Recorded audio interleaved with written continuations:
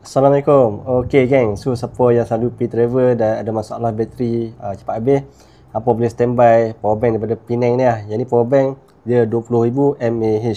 Bateri ni dia pakai Li-ion 5 bateri dan original Penang. Kat sini apa boleh scan barcode lah, apa boleh gores kat sini dan check yang ni original. Okey.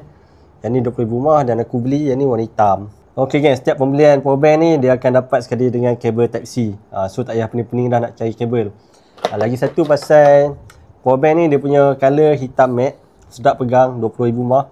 Dan lagi satu yang best pasal power bank ni dia ada USB port dengan type C to type C.